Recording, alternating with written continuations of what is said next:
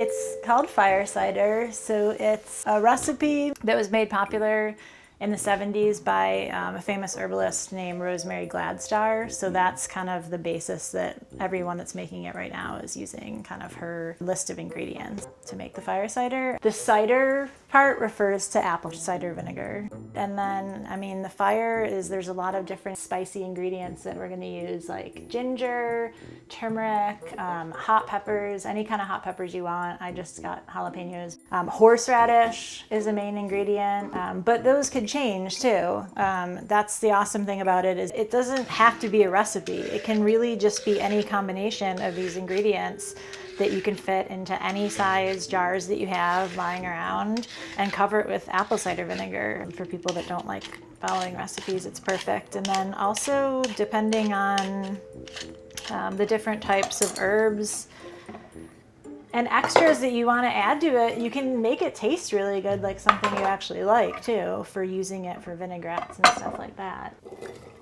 Well, because of the ingredients in it that are immune boosters and antiviral and antibacterials, like the garlic and the ginger and the turmeric, it's going to give you some protection against colds and flus and other illnesses. Technically, for this recipe, I'm shooting for about a cup of everything I'm dicing, along with the 3 oranges, this half of lemon, and the hot peppers and the herbs that I'm going to put in. And then I'm going to wait about 4 weeks. I'm going to take it and just every day or every other day when I remember, just kind of like give it a little toss around. And then when I take it out and I strain it, I'll put the amount of honey in that I want in it. So I won't put the honey in today.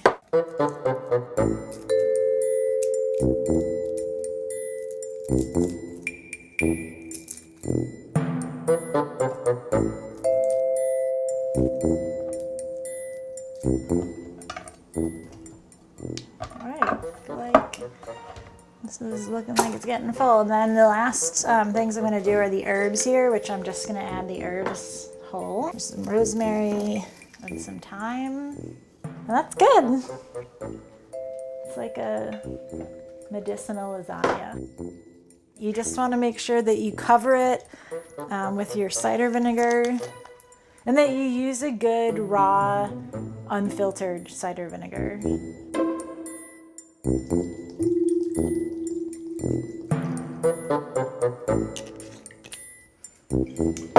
Yep, and then once you have it covered up, you can put it just in a cool, dark place in your house, like in your pantry or something, for the next 4 to 6 weeks, and just kind of shake it up every day.